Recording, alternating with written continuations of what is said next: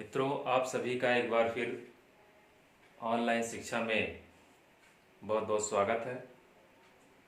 आज हम लोग जिस विषय पर चर्चा करने वाले हैं, बात करने वाले हैं, वो है तो बहुत पॉपुलर सब्जेक्ट, लेकिन लोग अभी भी उसको बहुत छोटे जो है विषय समझते हैं उस चीज़ को, जबकि ये विषय अपने आप में बहुत व्यापक है और व्यापकता को लिए हुए है। हम लोग जानते हैं कि शिक्षा जो है वो मानव विकास के लिए जो है वो बहुत आवश्यक है, लेकिन अगर उसके साथ शारीरिक शब्द जुड़ा हुआ है तो उसका स्वरूप या उसका क्षेत्र, उसका दायरा और भी अधिक बढ़ जाता है। आज हम लोग जिस विषय पर चर्चा करेंगे, वास्तव में आज का जो दौर है उसके लिए ये शिक्षा बहुत ही महत्वपूर्ण और उपयोगी साबित हो रही है। हमें जानते हैं कि आज समाज में तमाम तरह के विषय संचालित हैं और उसका जो है अध्ययन अध्यापन चल रहा है। और मैं आज आपको ये भी बताना चाहता हूं कि इस विषय के बारे में जिस पे आज हम लोग डिस्कशन करने जा रहे हैं, लोगों की बड़ी भ्रांतियां भी हैं। अगर उनसे ये बात बता दो कि फिजिकल एजुकेशन या शारीरिक शिक्षा का मैं विद्यार्थी हूं, तो उन्हें लगता है कि अरे ये कौन सी चीज है, ये कौन सा विषय है, ये तो वही खेल कूद का ही विषय है, ये कोई विषय थोड़ी है, ये तो खाली खेल कूद का जो है एक अंग है। लेकिन आज मैं उन सभी लोगों को बताना चाहता हूं कि शारीरिक शिक्षा खाली खेल कूद का विषय नहीं है, इससे ऊपर भी बहुत कुछ है। यानी कि इसके अलावा भी इसके अंतर्गत बहुत सारी चीजें सम्मिलित हैं, जो कि एक व्यक्ति को, एक मनुष्य को पूर्णता की ओर ले जाने में अपना अभूतपूर्व योगदान देती है। बहुत डिटेल में हम लोग नहीं जाएंगे। आज हम लोग चर्चा कर रहे हैं कि शारीरिक शिक्षा यानी फिजिकल एजुकेशन, दो शब्दों से मिलकर यह बना हुआ है। आप देख रहे हैं, एक है शारीरिक और दूसरा है शिक्षा। यहां पे थोड़ा हमने इसको अलग करने की कोशिश की है और आपको बताने का प्रयत्न किया है कि वास्तव में ये दोनों चीजें अलग अलग हैं, लेकिन एक साथ अगर दोनों का संयोग देखा जाए तो वो कितना बढ़िया है, या दोनों एक दूसरे से कितने जुड़े हुए हैं। यानी कि शिक्षा के साथ शारीरिक और शारीरिक के साथ शिक्षा। अगर हमको किसी को एक लाइन में कहना हो तो हम कह देंगे कि ऐसी शिक्षा जो शरीर के माध्यम से दी जाती हो शारीरिक शिक्षा कहलाती है। मतलब एक लाइन में वो चीज खत्म हो जाएगी। लेकिन अगर इसके विस्तृत रूप को हम लोग देखें, अध्ययन करें, तो वास्तव में ये बहुत बड़े विषय के रूप में उभर के आता है। जैसे हम लोग जानते हैं कि शिक्षा ही अपने आप में एक बहुत बड़ा विषय है, और आप देख रहे हैं कि शारीरिक के साथ ये शिक्षा जो है वो जुड़ा हुआ है, जिससे कि इसका महत्व जो है वो और भी अधिक बढ़ जाता है। तो हम थोड़ा सा इसको अलग करने की कोशिश करेंगे कि दोनों शब्द चूंकि आपस में मिले हुए हैं, जुड़े हुए हैं, और दोनों का एक दूसरे से अभूतपूर्व संबंध भी है, या ये कह सकते हैं कि दोनों जो है एक सिक्के के दो पहलू हैं। जैसे अगर हम ये कहें कि शिक्षा के द्वारा हमारा शारीरिक, मानसिक, बौद्धिक, सामाजिक, सांस्कृतिक विकास होता है, तो हमारे शारीरिक शिक्षा के द्वारा भी तो इन्हीं चीजों का विकास होता है। यानी कि शारीरिक के अंतर्गत हम लोग जिन जिन चीजों का अध्ययन करते हैं, यानी हमारे शरीर से जुड़ी हुई जिन चीजों का हम लोग अध्ययन करते हैं, वो भी उस शिक्षा के अंतर्गत, जिसके अंतर्गत सुव्यवस्थित निर्देश और प्रशिक्षण होता है। यानी कि शारीरिक शिक्षा के अंदर ये शिक्षा शब्द जो जुड़ा हुआ है, वो इस बात का द्योतक है कि इसके अंतर्गत, शारीरिक शिक्षा के अंतर्गत जो हमारी ट्रेनिंग या प्रशिक्षण कराई जाती है, वो सुव्यवस्थित तरीके से कराई जाती है। और शिक्षा भी यही कहता है कि शिक्षा वो है कि जो हमें सुव्यवस्थित रूप से दिशा निर्देश और ज्ञान प्राप्त कराती है। देखिए, यहां थोड़ा सा बताने का प्रयत्न किया गया है कि वास्तव में शिक्षा के द्वारा होता क्या है। वैसे लोग कहते हैं कि शिक्षा तो जीवन पर्यंत चलने वाली चीज है या सीखने की चीज है। हम लोग, बच्चा जब पैदा होता है और जब वो शमशान घाट तक जाता है, इसके बीच में वो पूरे जीवन, आजीवन जो है, वो जो ग्रहण करता है, लोगों से सीखता है, जानता है, समाज में देखता है, करता है, उठता है, बैठता है, अनुभव करता है, वो सारी चीजें जो है उस शिक्षा के अंतर्गत आ जाती हैं। हम लोग देखें कि शिक्षा से जो हमें प्राप्त होता है, वो कौन कौन सी चीजें हैं? ज्ञान, नॉलेज। सबसे बड़ी चीज है कि नॉलेज।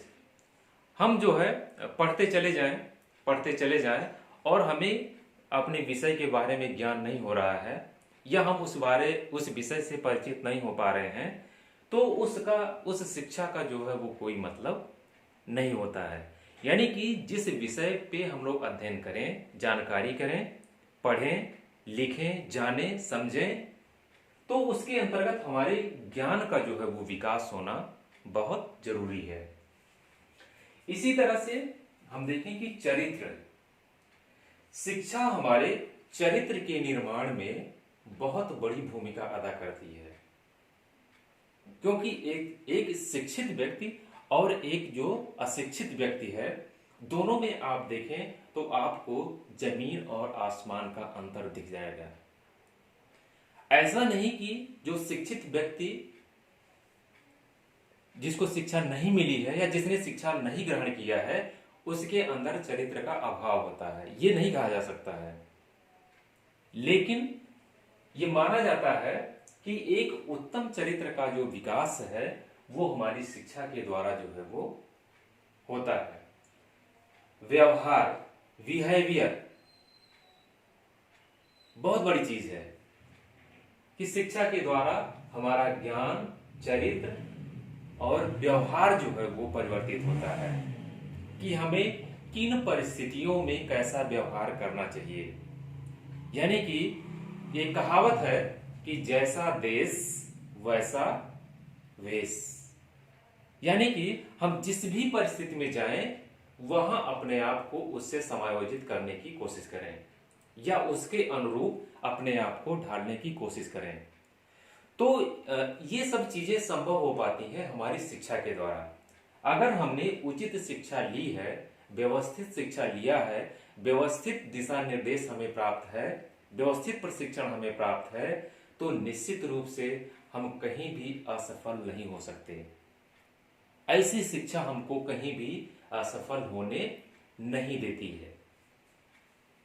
तो शिक्षा में इन चीजों का विकास किया जाता है, ज्ञान का, चरित्र का, व्यवहार का, सुव्यवस्थित दिशा निर्देश और प्रशिक्षण। ये सारी चीजें हमारे इस शिक्षा के अंतर्गत आ जाती हैं। अब हम लोग बात करेंगे यहाँ पे शारीरिक शिक्षा के बारे में। थोड़ा सा हम लोग इसके रिव्यू में चलेंगे कि प्राचीन समय में थोड़ा सा हम लोग चलेंगे और वहां पे देखेंगे कि पहले जो है आदमी की क्या आवश्यकताएं थी। यहां पे मैं आपको बताना चाहता हूं कि उस समय व्यक्ति की 3 मूलभूत आवश्यकताएं होती थी, जिसमें कि पहला रोटी, कपड़ा और मकान। ये 3 आवश्यकताएं होती थी। रोटी यानी कि आप इसको जो है वो भोजन भी कह सकते हैं, भोजन, वस्त्र और मकान। व्यक्ति का ज्यादा से ज्यादा समय जो है वो इसी में व्यतीत होता था, क्योंकि उस समय ऐसे संसाधन नहीं थे, ऐसी सुविधाएं नहीं थी कि जिसके द्वारा जो है उसे आसानी से ये भोजन जो है वो प्राप्त हो जाता था। उसके लिए उसे अथक प्रयत्न करना पड़ता था, प्रयास करना पड़ता था, मेहनत करनी पड़ती थी, जंगली जानवरों का शिकार करना पड़ता था, तब जाके उसे भोजन मिल पाता था।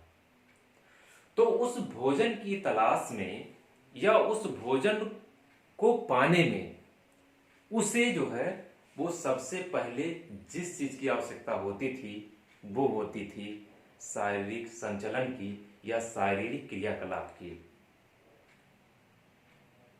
क्योंकि भोजन जो है उस समय की एक बड़ी आवश्यकता थी, आज की भी आवश्यकता है, लेकिन उस समय एक चुनौती होती थी भोजन, क्योंकि उस समय खाद्यान्न वगैरह का अभाव था, खाद्यान्न नहीं था। जो भोजन का एकमात्र जो है वो जरिया था वो था जानवरों पे निर्भरता।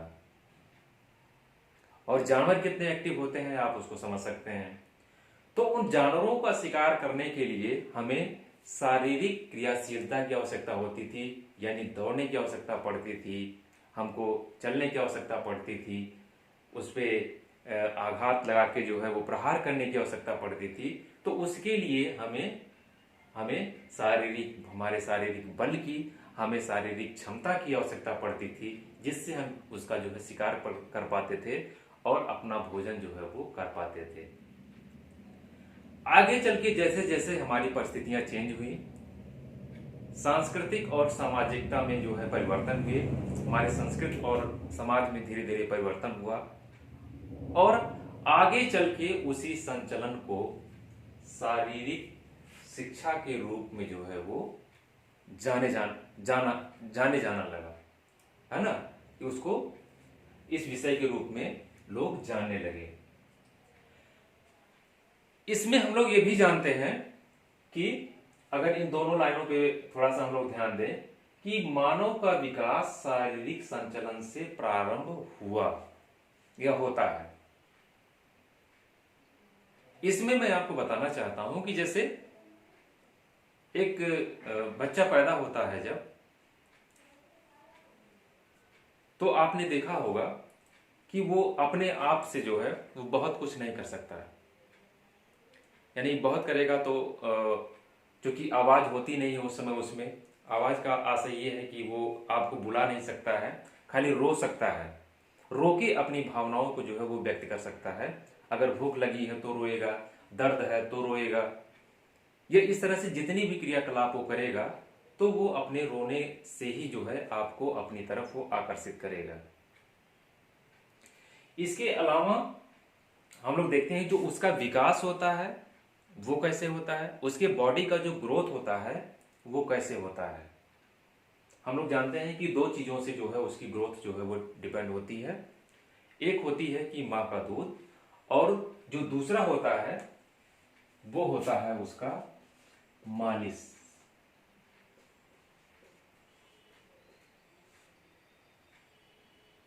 मालिश यानी कि जो मसाज है, और उस मसाज के द्वारा ही बच्चा 6 महीने, 8 महीने, 10 महीने या साल भर की मसाज के बाद आप देखें जो है तो उसके हाथ पैर जो है वो कितने धीरे धीरे मजबूत हो जाते हैं और वो मसाज भी जो है वो किसका पार्ट है, हमारे सारी शिक्षा का ही वो भी एक अंग है। क्योंकि आप देखें जो है माएँ हैं, बहनें हैं, जो भी हैं, आप देखें उसके हाथ को रब करेंगी, खींचेंगी, तानेंगी, ऐंठती हैं, जिसकी वजह से उसकी मांसपेशियां जो है वो खिंचती हैं, फैलती हैं, सिकुड़ती हैं, और उसकी मांसपेशियों का जो है वो संचलन जो होता है उसके माध्यम से जो है वो उसकी हड्डियों का, मांसपेशियों का वो जो है वो धीरे धीरे विकास होता है। तो इस तरह से हम लोग कह सकते हैं कि मानव का विकास जो है वो शारीरिक संचलन से प्रारंभ होता है ना। दूसरा ये है कि मानव प्रकृति का सबसे अधिक क्रियाशील व सृजनात्मक प्राणी है। निसंदेह इसमें कोई दो राय नहीं है कि सबसे सृजनात्मक यानी कि सोचने समझने की जो बौद्धिक क्षमता मनुष्य के पास है वो किसी के भी पास नहीं है। आप देखें कि हाथी, शेर, चीते, बड़े बड़े जानवर, सांप, विषधर, मतलब टच कर दें तो मौत निश्चित है, लेकिन ये सारे क्या है कि वो मनुष्य के अंडर में है। क्यों? क्योंकि वो जो है सबसे क्रियाशील प्राणी है। उसका जो मस्तिष्क है वो अन्य प्राणियों से बहुत ज्यादा जो है वो विकसित है, जिसके माध्यम से वो इन सभी पे जो है अपना कंट्रोल कर पाता है। सृजनात्मक है, क्रियाशील और सृजनात्मक भी है, क्रिएटिव है ना। क्रिएटिव होने की वजह से ही जो है वो किसी भी कार्य को जो है वो आसानी से कर लेता है। यानी कि अगर क्रिएटिविटी किसी भी व्यक्ति के अंदर नहीं है तो इसका मतलब है कि वो मनुष्य नहीं है। इसलिए कहा जाता है कि हर एक व्यक्ति के अंदर क्रिएटिविटी होनी ही चाहिए। उसके जिंदा होने का एक सबूत है ये कि उसको क्रिएटिव होना ही चाहिए। अब हम लोग देखते हैं कि इस तरह से हम लोग थोड़ा सा तो अभी इस विषय से परिचित हो ही गए कि वास्तव में जो है जो हमारी शारीरिक शिक्षा है वो क्या है। यानी कि जो हमारे मूवमेंट से शुरू होती है और मूवमेंट ऐसी मूवमेंट जो सुव्यवस्थित तरीके से होती है, उसके अंदर कोई भी ऐसी जो है एक्टिविटी नहीं होती है जिससे कि जैसे अभी हमने मसाज के बारे में ही आपसे कहा, तो मसाज भी करने का एक तरीका है। उसमें बहुत सारे उसके सिद्धांत हैं जो अभी जो है किसी क्लास में हम लोग देखेंगे। तो उसमें होता है कि जो मसाज की जो दिशा होती है वो हार्ट की तरफ होती है। यानी कि हम जो मसाज करते हैं वो उसका दिशा जो है वो हार्ट की तरफ होना चाहिए। जो प्रेशर होना चाहिए, कहने का मतलब वो हार्ट की तरफ होना चाहिए, हार्ट से अंगों की तरफ नहीं होता है ना। तो इन सब चीज़ों का हमको मसाज करते समय ध्यान देना चाहिए। और कई तरह की बॉडी मसाज होती हैं जो अलग अलग तरीके से की जाती हैं और अलग अलग उसके फायदे भी हैं। तो वो भी हमने देखा कि वो इसका पार्ट है ये शारीरिक शिक्षा का। इसके अलावा अब हम लोग देखते हैं कि ये शिक्षा को तो हम लोगों ने देखा ही कि ये क्या है, एक सुव्यवस्थित निर्देश और प्रशिक्षण है। सुव्यवस्थित निर्देश और प्रशिक्षण है। अब अगर हम लोग शारीरिक शिक्षा की बात करते हैं तो यानी कि शारीरिक शिक्षा के अंतर्गत जो क्रियाकलाप अपनाए जाते हैं, जो एक्टिविटी अपनाई जाती है, वो निश्चित तौर पे, चूंकि शिक्षा इसके साथ जुड़ा हुआ है, तो ये निश्चित है कि वो सुव्यवस्थित रूप से जो है उसका दिशा निर्देश है और सुव्यवस्थित रूप से वहां पे प्रशिक्षण दिया जाता है। एक उदाहरण के रूप में मैं आपको बता दूं कि जैसे देखिए, अगर कोई भी जो है वो प्लेयर है तो डायरेक्ट जो है या खिलाड़ी है तो डायरेक्ट जो है वो नेशनल इंटरनेशनल लेवल पे नहीं पहुंच जाता। उसके लिए क्रमबद्ध एक ट्रेनिंग है, एक प्रोसेस है, उसके माध्यम से वो जाता है।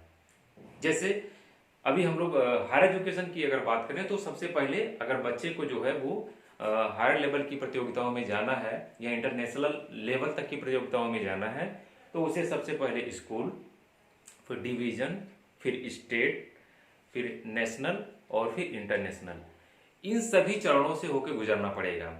और जैसे जब खिलाड़ी छात्र अपने कॉलेज में है तो कॉलेज में उसका प्रशिक्षण, उसके बाद जो है जब डिवीजन लेवल पे जाएगा तो वहाँ की जो टीम बनेगी वहाँ का प्रशिक्षण, स्टेट में जाएगा तो स्टेट लेवल का फिर जो है वहाँ जो खिलाड़ी सेलेक्ट होंगे वहाँ उनका प्रशिक्षण, और वहाँ पे फिर प्रशिक्षण लेने के बाद जो बच्चे सेलेक्ट होते हैं नेशनल के लिए उनका अलग कैंप, नेशनल का कैंप होता है। और फिर जो बच्चे फिर वहाँ से इंटरनेशनल में जाते हैं फिर उनका भी जो है एक अलग शेड्यूल है, उस शेड्यूल के तहत उनका प्रशिक्षण कराया जाता है और फिर जो है वो प्रतियोगिताओं में जाके परफॉर्म करते हैं। तो यहाँ पे जो भी चीजें हैं, जो भी प्रशिक्षण है वो एक क्रमबद्ध तरीके से है, जिससे जो है एक खिलाड़ी वो बेहतर तरीके से अपना परफॉर्म कर पाता है बिना किसी परेशानी के। तो इस तरह से हम लोग देखते हैं कि दो चीजें थी इसमें, शारीरिक और शिक्षा। तो शिक्षा के अंतर्गत हम लोगों ने ये देखा, और शारीरिक के अंतर्गत हम लोग, शारीरिक शिक्षा के अंतर्गत जो हम लोग देख रहे थे उसमें, तो इसमें भी देखिए जो शारीरिक शब्द है, बहुत सारे लोग कहते हैं कि अरे जो बहुत लंबा चौड़ा मोटा तगड़ा आदमी है वो, उसको कह सकते हैं कि भाई बहुत बलवान है, इसके अंदर बहुत ताकत होगी या बहुत क्षमतावान है। लेकिन ऐसा बिल्कुल भी नहीं है। यदि वो स्पोर्ट्स गतिविधियों से रिलेटेड नहीं है तो ये आप नहीं कह सकते कि एक मोटा आदमी जो है या एक जो लंबा चौड़ा आदमी दिख रहा है आपको वो स्वस्थ है, क्योंकि स्वास्थ्य की जो है वो अलग परिभाषा है। इससे पहले हम लोगों ने देखा है उस चीज को। तो जो शारीरिक शिक्षा से जो एक आम आदमी है, या कह सकते हैं कि शारीरिक शिक्षा से जो अभिप्राय है वो इन सभी चीजों को सम्मिलित करते हुए भी कहा जा सकता है। जैसे शारीरिक शिक्षा से अभिप्राय है शारीरिक बल से संबंधित, शारीरिक बनावट से संबंधित, शारीरिक फिटनेस से संबंधित, शारीरिक स्वास्थ्य से संबंधित और शारीरिक क्षमता से संबंधित। यानी कि इन सभी चीजों के बारे में ज्ञान जो है हमको इस शारीरिक शिक्षा के माध्यम से प्राप्त होता है।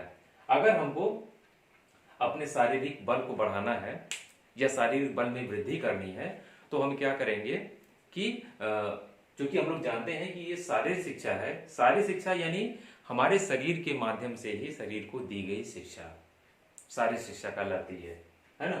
तो उसमें शारीरिक बल कैसे होगा, जब हम लोग एक्सरसाइज करते हैं तो हमारी मांसपेशियों में क्या होता है, एक्सटेंशन और खिंचाव और प्रसार, दो प्रसार और संकुचन और प्रसार, ये दो चीजें होती हैं। यानी देखिए जब इस तरह से हम लोग कर रहे हैं तो मांसपेशियां क्या है, ये सिकुड़ रही हैं, और ऐसे में क्या है मांसपेशियां हमारी जो फैल रही हैं। तो इसके कारण संकुचन और प्रसार के कारण जो है जो हमारे हड्डियां और मांसपेशियों के बीच लिगामेंट और टेंडन होते हैं उनके माध्यम से शारीरिक बल जो है वो होता है। इसी तरह से शारीरिक बनावट में भी जो है वो अंतर हम लोग देख सकते हैं, जो भी शारीरिक शिक्षा का एक माध्यम है। आपने देखा होगा कि बहुत सारे बॉडी बिल्डर जो हैं वो विभिन्न शारीरिक एक्टिविटी को करके और अपने बॉडी को जो है वो इस शेप में लेके आते हैं। शारीरिक फिटनेस है, यानी कि शारीरिक फिटनेस के भी अपने अलग अलग कंपोनेंट हैं, जैसे कि आप देख सकते हैं उसमें स्पीड, शारीरिक फिटनेस के अंतर्गत अगर हम लोग देखेंगे तो स्पीड, स्ट्रेंथ,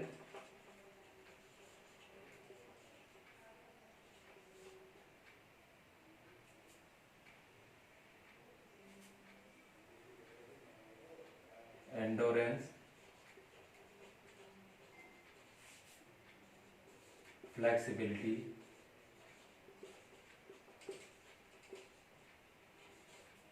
और कोऑर्डिनेशन।